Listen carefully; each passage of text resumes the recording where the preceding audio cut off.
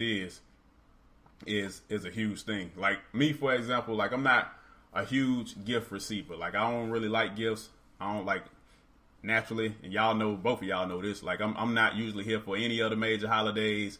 Like that's just stuff that I'm not around for. People that are close to me, I get them gifts. I receive gifts from them. But like if you don't know me and we're not close, and especially if you give me a lot of stuff all the time, like you may be the most sincere person on earth, but now I gotta wonder where that's coming from, right? Just because that's my nature. And me, I receive in terms of time and conversations. Like this is stuff I like. So it's like, all right, if you can know me without me having to tell you, and I've ran into a few people like this that just play that close attention to me that they can do stuff that I didn't even know I needed until they actually did it, right?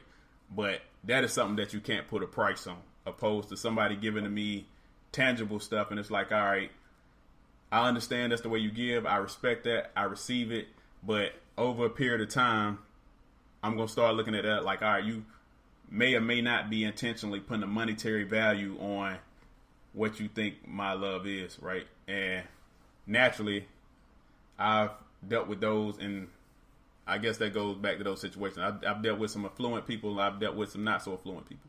And with that being said, those who have more to give in that aspect, they don't use as much time to learn people because they overwhelm with force. They'll buy you the world, but they won't learn what your world is about. And then those who are not, on that level, they'll learn every detail of you, and they will trump anybody that has anything because they actually know you. And that is just not something that you can put a price on.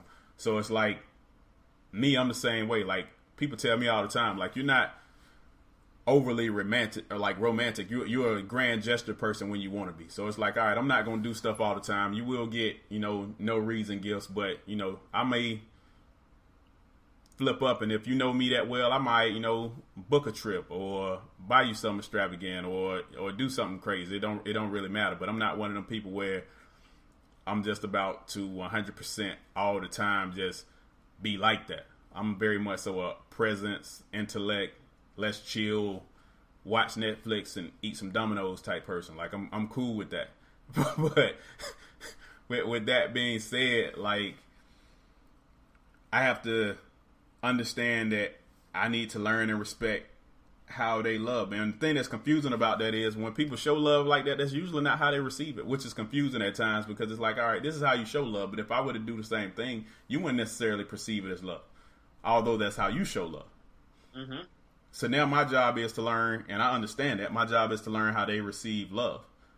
And so it's basic five languages of love.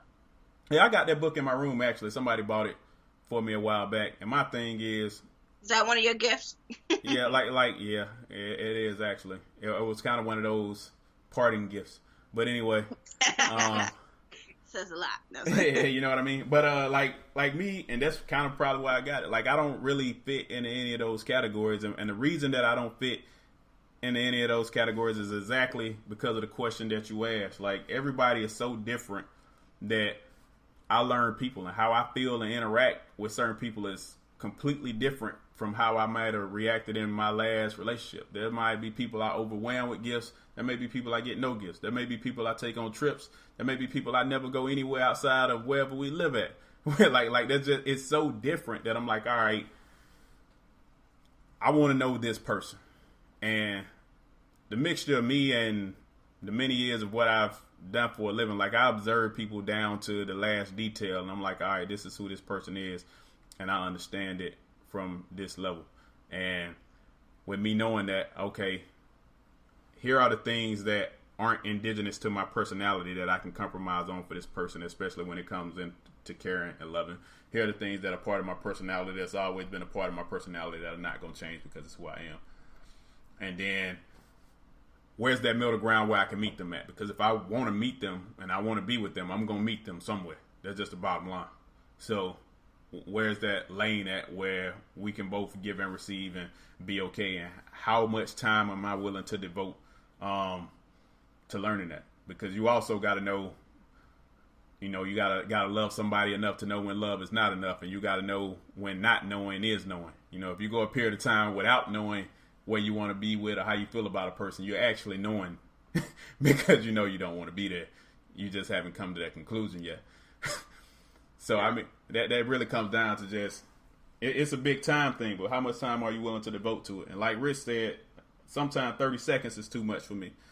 And sometimes 30 years might not be enough for me. It just really comes down to the person. Like, love, I think the most interesting thing about love is that it adapts and it evolves. Mm-hmm. So, you know, the longer you get around each other, sometimes your love language changes. Yep. You know, some people at the outset, it is about gifts and outwardly showing, you know, affection, because that's the only tangible thing they can hold on to show to communicate that someone cares about them. Yeah. But as time goes on and the more things you start to accumulate, it becomes more than that, because then you're like, oh, this easy could be buying it off. Yeah. So I think people have different levels. You know, and the interesting part and the fun part about it is that the longer you're with somebody, you learn more about it. The things that you know mattered to you back then are different. You know, just same thing as like the things that annoy you, the things that didn't annoy you before annoy you now. The things that weren't as important mean the world. So sometimes it is just holding your hand. You know, because once you get more connected, and I think it's also important to note for listeners that, you know, we talk about love, and we're not just talking about romantic relationships. We also talk about friendships, because there are times when, you know, time to break off a friendship because of, you know, outgrowing someone, or you get on different wavelengths. You know, it's really about the quality of your life, and quality of life has much to do with, you know, the people that you call friends, as much just like is the people that you call lovers. And you have to know. Well, you have to always take appraisal of like the people that you know, are they making you feel good about yourself? Do you feel that you two are adding to each other's lives? That's all friendship is. I learned that in psychology, that if you add to someone's life, or if the person adds to you, or you add to them, that's how you know you have a quality relationship. Once that dies off, then you know that's the quality of the relationship. That's the end of the relationship, because humans just interact like that, and it doesn't have to be like a monetary thing or a selfish thing. It's basically, you know, if it's a conversation, can you guys vibe off conversation? Can you guys vibe off of, you know, interest and so forth? So this goes to your point. And also, I think we're taught, maybe incorrectly so, that you're supposed to fight for every single thing in life, but every relationship, every this, every that. If it's worth it, you got to fight for it. Yeah. Without people how to determine something's worth it or not. No, we're taught to fight for things, but we're not taught to determine when it's time to fight. Yep. That is very true. And the thing about that too is that there are a lot of things that aren't worth fighting for, and that goes back to Shannon's point, right? Because like the other thing that we're taught that kind of hinders that is people act like they're not supposed to change, right? So like as you evolve, you're going to change. If you're not changing, you're not evolving. And then people be like, "Oh man, you changed." And I'm like, "What's your point?" Like, damn right, I changed.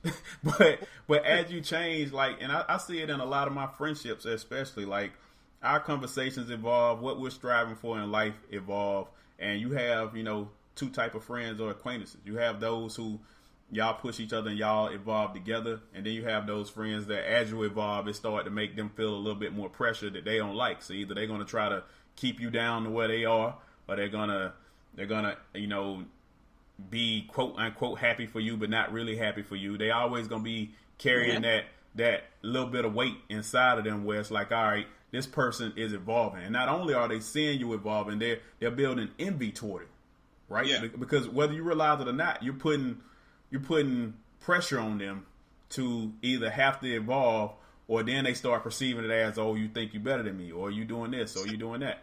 Them like a contrast for them to look at themselves like, damn, I ain't doing this shit. Right. So it brings out insecurities in them, right? So like that plays both ways, because I talk about that in relationships like all the time. You know, like everybody, no matter what they doing, I don't care what they doing, you know, just maintain some level of drive. Because I know me, like I'm always ambitious, but like I have times where I'm overly ambitious, where I'm like, I'm really taking off and I'm doing a lot of stuff, and it might bother you that I'm doing all this stuff. But I mean, in relationships, you got two type of partners. Those that's gonna be like, you know, get up out the bed, go and get that shit. You said you're doing this, so go and do it. And then you gonna have those that's gonna like, why you always got to be doing this? Why you always busy? Like, you got to sacrifice and understand, how to balance each other out there and how to actually support. But as you evolve, like, that ruins both friendships and relationships, and it leads to that point where you need to cut it off. Because when somebody starts trying to hinder your growth or hold you back, or they come to you and they're happy for you in front of your face and then spit salt on your name behind your back, like those are people that you got to let go, because they're indirectly telling you already, like, one, they're insecure about it, and two, they don't see that growth for themselves, so they're not willing to evolve to the level that you're trying to evolve to. And as your conversations, your intellect, your growth, your career, all this stuff starts to evolve, because nobody ever evolves in one single area. They evolve in multiple areas at the same time, because their whole mindset is growing. And when that happens, like, it destroys people if they just can't comprehend and latch on to that and go with it. Because my thing is, I love to be around people that's either equally as driven I am or more driven than I am, because one, I'm going to pick up knowledge from them, that which I can then convert into intelligence and, go out and get it myself. Well, I'm going to be like, all right, well, you know what? My friend's getting it like this, so we about to go and get it. Like, this is how it is. And stuff like that is socially contagious. But you always have those ones and twos among your group, or you might have that boyfriend or girlfriend that you with that's always going to be like, well, why you got to do that? Or it ain't that great. Or, like I'm like, all right, man, well, you know what? You need to be out. See it. I can't see that vision. I can't see this. I can't see that. There's nothing worse than, like, if you're being the only creative person in a group. Yeah. Because the other group can't see where you're going, can't fathom it. So the only thing they're trying to do is ground you. Yeah. And it's time for people to kind of ground you when appropriate, but there's also time for them to kind of let you soar and push you up. I think you can, and if you ground somebody, if somebody coming to you and they trying to ground you, in the sense of maybe you're overworking yourself or something, that's okay. That's how you know it's okay. It's real. Because grounding is not like a negative thing. Like sometimes like, or like, know that you're stressing yourself out because you're trying to do too much at one time. So that's different. Slow you. Let me give you some. It's providing perspective. Yeah. But they're trying to ground you, like, they're like, you want people to ground you, like, oh, be like, nah, that's not gonna work, or why you doing that? That's a different type. Or the people that always saying, like, damn, man, you stay busy, man. We can never hang out. Like, we're never gonna be able to hang out because you're out here doing this and doing that. Yeah. And I'm like, yeah, nigga, I am. But see, that's huge too, man, because, like, and I feel like that plays in the relationship so much, man, because I know I got the habit of, I'll sit back and I'll watch how much people ask me about my goals and my dreams and my ambitions, and I will see what they're actually doing to push me toward it. Because, and I've always had this theory about it, like, it's two type of people when it comes to people that are being around you, and they are either directly or indirectly involved in your goals and dreams. So you got one type that will push you to failure, and the other type that will wait till you fail. And what I mean by that is, you're going to have them friends that's going to push you because they know, like, all right, you might have a fear of doing it and it failed, but you know what? If you fail, that's still a lesson. What you still need to do is get off your ass and do something, because it's going to push you to the next level. And failure is not part of the process. Those friends are never going to bask in your failure. They're going to be like, all right, you failed, get up, do that shit again. That other type is going to wait till you fail and then tell you, see, I told you couldn't do it, or I told you that wasn't going to work. And when you learn the difference between those type in both friendships and intimate relationships, it's like, all right, well, first of all, even if I did this and I failed and you coming back with the I told you so, you probably not who I need to be with, because somebody I need to be with would be telling me, like, you know what, it's okay, and yeah, you failed, but shit, babies don't walk on the first try, so get up and do that shit again. So it's like, you got those people, man. Well, sometimes it's those people too. Sorry, I didn't cut you up. But sometimes it's those people that don't say nothing, and they ain't right for you. Yeah. Because if they don't even say anything, like, that's sometimes no answer is an answer. Yeah. It's like, all right, you may have fallen off the wagon or whatever, and they just like, oh, so blah blah blah. They, they don't talk about Yeah. what the deal is or whatever. They don't even address it. Yeah. That's